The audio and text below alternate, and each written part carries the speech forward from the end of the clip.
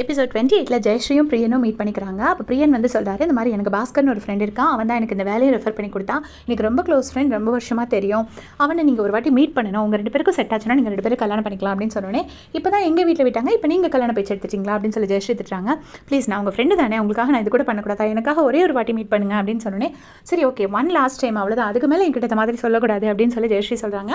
அதுக்கு வந்து பிரியனும் ஓகேன்னு சொல்கிறாங்க. அப்போ ஜெயஸ்ரீ சொல்கிறாங்க, ஆமாம் நாங்கள்லாம் கல்யாணம் பண்ணி கஷ்டப்படணும், நீங்கள் மட்டும் பேச்சுலராகவே இந்த லைஃப் என்ஜாய் பண்ணிட்டு இருப்பீங்களா அப்படின்னு சொல்கிறாங்க. அதுக்கு பிரியன் சிரிக்கிறாரு. அடுத்த சீனில் பார்த்தீங்கன்னா அம்மா பூஜை பண்ணிட்டு வந்து மீராக்கு திருநீர் வச்சு விட்டுறாங்க. அப்போ மீரா சொல்கிறாங்க, எனக்கு என்ன விசேஷமான்னு கேட்டோன்னே, அப்பா பிஸ்னஸ் விஷயமா வெளியே போயிருக்காருல, அப்பாக்காக தான் சாமி கும்பிட்டேன் அப்படின்னு சொல்கிறாங்க. அதுக்கு வந்துட்டு மீரா சொல்கிறாங்க, அப்பா மட்டும் உனக்கு எதுவும் பண்ண மாட்டாரு, நீ மட்டும் அவருக்காக எல்லாம் பண்ண அப்படின்னோடனே, என்னடி இப்படி பேசுகிறேன், நமக்காக தானே அப்பா போயிருக்காரு அப்படின்னு சொல்கிறாங்க.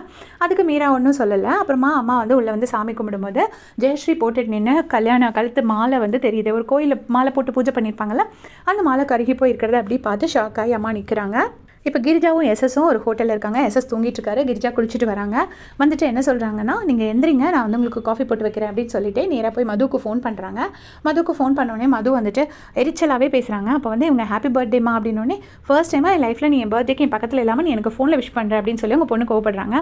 சரிடா, ஒரு அவசியத்துக்காக தானே வந்திருக்கேன், சிடுன்னு பேசாத அப்படின்னு சொல்கிறாங்க. அந்த டைமில் கரெக்டாக அப்பா வந்துடுறாரு. உடனே அப்பா கிட்ட ஃபோன் கொடுக்குறேன், நீ பேசு அப்படின்னு கொடுக்குறாங்க.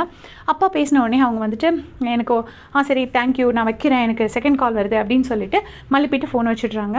அப்போ வந்து கிரிஜா கேட்குறாங்க, உங்ககிட்ட சரியாக பேசினாலான்னொடனே, இல்லை ஆஸ் யூஷுவல் செகண்ட் லைன் வருதுன்னு சொல்லிட்டா, உனக்கு என்ன பிடிக்கும் என்ன வேணும்னு கேட்டதுக்கும் எதுவும் சொல்லலை அப்படின்னு சொல்லி எஸ்எஸ் சொல்கிறாரு.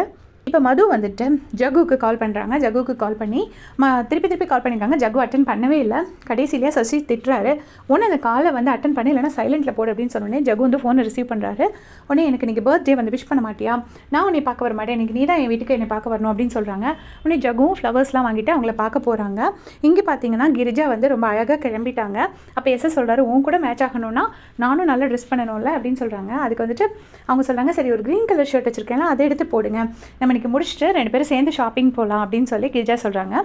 உடனே அவர் சொல்கிறாரு, ஆமாம் அந்த லேடிஸ் எல்லாருமே வெளியே வந்தால் ஷாப்பிங் எல்லாமே திருப்பி போக மாட்டீங்கல்ல அப்படிங்கிறாரு. அதுக்கு வந்துட்டு அவங்க சொல்கிறாங்க, இங்கே தானேங்க உங்கள் கையை பிடிச்சிட்டு நான் சந்தோஷமாக நடக்க முடியும், அங்கேனா மது கூட மட்டும்தான் என்னால் ஷாப்பிங் போக முடியும் அப்படின்னு சொல்லி ஃபீல் பண்ணிகிட்டே சொல்கிறாங்க. உடனே இவரும் கையை பிடிச்சி வச்சுக்கிட்டே, இப்போ என்ன அவனுக்கு என் கையை பிடிச்சிட்டு போகணும் அவ்வளோதானே அப்படின்னு சொல்லிட்டு அவங்கள அப்படி ஒரு பாதி ஹக் பண்ணிவிட்டு கையை பிடிச்சி வச்சுட்டு நம்ம இன்றைக்கி சேர்ந்து ஷாப்பிங் போகலாம் அப்படின்னு சொல்லி சொல்கிறாரு. ஒரு பக்கம் ஜகு வந்து மது வீட்டுக்கே வந்துட்டாங்க. ஆக்சுவலாக மதுவோட அப்பார்ட்மெண்ட் மாதிரி காட்டுறாங்க, பட் வீட்டுக்குள்ளேயே பார்த்தீங்கன்னா ஸ்டேர்ஸ்லாம் இருக்குது. ஸோ அது என்னன்னு தெரியல. உடனே மது வந்துட்டு இப்போ என்ன வரலன்னு ஏதாவது எக்ஸ்கியூஸ் சொல்ல போகிறேன் அப்படி தானே பொறிஞ்சு தட்டி திட்டுறாங்க ஜகுவை. உடனே அவர் வந்து என்னன்னே கேட்க மாட்டியா, நான் உன் அப்பார்ட்மெண்ட்டுக்கு வெளியில் நிற்கிறேன் அப்படின்னு சொல்லி ஜகு சொல்கிறாரு. உடனே இவங்க ஹாப்பியாக வெளியில் வராங்க. உடனே ஃப்ளவர்ஸ் கொடுக்குறாரு. கொடுத்துட்டு ஏன் நல்லா ட்ரெஸ் பண்ணாமல் நிற்கிறேன்னு, இல்லை நான் கொஞ்சம் மூட் அவுட்டில் இருந்தேன், சரி உள்ளே வா, எங்கள் அம்மா தான் உன்னை பார்க்கணும்னு கூப்பிட்டாங்கன்னு இவர் வந்து பயந்துக்கிறாரு. உடனே ஒன்றும் இல்லை, அம்மா வெளியே போயிருக்காங்க, நீ உள்ளே வான்னு சொல்லி திருப்பி கூட்டிகிட்டு போகிறாங்க.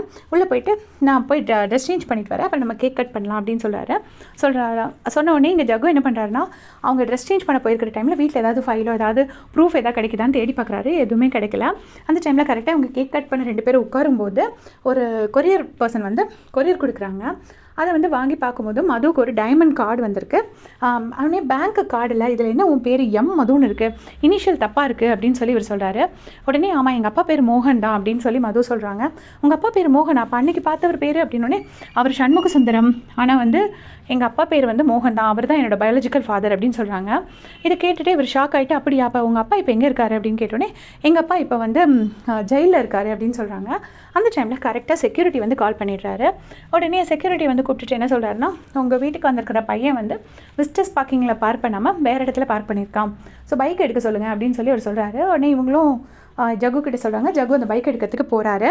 கரெக்டாக பைக் எடுக்கும்போது செக்யூரிட்டி என்ன சொல்கிறாருன்னா, அன்றைக்கி நீ வந்து உன்னை உள்ளே விட மாட்டேன்னு சொன்னேன், இப்போ உள்ளே வந்திருக்க, அன்றைக்கி ஒரு நாள் லாயருங்கிற, ஒரு நாள் இவங்கள பார்க்க வரேங்கிற, நீ யாரை தான் பார்க்க வரேன்னொடனே, இல்லை மது என் ஃப்ரெண்ட், அவளுக்கு இன்றைக்கி பர்த்டே தான் வந்தேன் அப்படின்னோடனே, தனியாக இருக்கும் போதெல்லாம் வராதப்பா, ஒன்று கிடக்க ஒன்று ஆச்சுன்னா எங்களுக்கு தான் பிரச்சனை, முதல்ல நீ கிளம்பு அப்படின்னு சொல்லும்போது இன்னொரு லேடி அந்த அப்பார்ட்மெண்ட்டில் உள்ளவங்க பார்த்துட்டு, ஓ இவங்க கிரிஜா மேடமோட கெஸ்ட்டா அப்படின்னு சொல்லி ஒரு மாதிரி பார்த்துட்டு போகிறாங்க. உடனே ஜகு என்ன பண்ணுறாருன்னா, நேராக மதுவுக்கு கால் பண்ணிவிட்டு, நான் வந்து எனக்கு ஒரு கிளைண்ட் மீட்டிங் இருக்குது, நான் அப்படியே கிளம்புறேன் அப்படின்னு சொல்லிட்டு பார்க்கிங் அந்த வரை அப்படியே சொல்லாமல் கொள்ளாமல் கிளம்பிடுறாரு.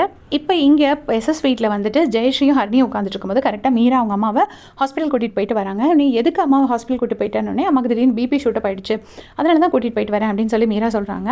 உடனே அம்மா வந்துட்டு நான் இருங்க, நான் அவ்வளோ போய் எக்ஸ்சேஞ்ச் பண்ணிட்டு வரேன்னு சொல்லிட்டு அந்த இடத்துல கிளம்புறாங்க. கிளம்பும்போது கரெக்டாக ஜக்கு வராங்க. ஜக்கு வந்தோடனே இவங்கெல்லாம் என்னடா இன்றைக்கி என்ன தகவல் கொண்டு வந்திருக்கேன் அப்படின்னோடனே, அப்பா வந்து தனியாலாம் அகமதாபாத் போல் அந்த லேடியோட தான் போயிருக்காங்க அப்படின்னோடனே, உனக்கு யாரடா சொன்னானோடனே அந்த பொண்ணு தான் சொன்னா, அவரோட பொண்ணு தான் சொன்னா அப்படின்னு சொல்கிறாங்க. பொண்ணு அவளை எப்படி உனக்கு தெரியும் அப்படின்னா, என் ஃப்ரெண்டோட ஃப்ரெண்டு அப்படி தான் எனக்கு தெரியும், 2 பேர் சேர்ந்து தான் போகிறாங்க, இப்போ கூட அந்த லேடியோட தான் இருக்காரு அப்படின்னு சொல்லிட்டு இருக்கும்போது கரெக்டாக பின்னாடி வந்து பொன்மலர் வந்து கேட்குறாங்க, எந்த லேடி அப்படின்னு கேட்குறாங்க. இவங்க எல்லாரும் ஷாக் ஆகுறாங்க. அதோட இந்த எபிசோட் முடிச்சிருக்காங்க. தேங்க்ஸ் ஃபார் வாட்சிங்.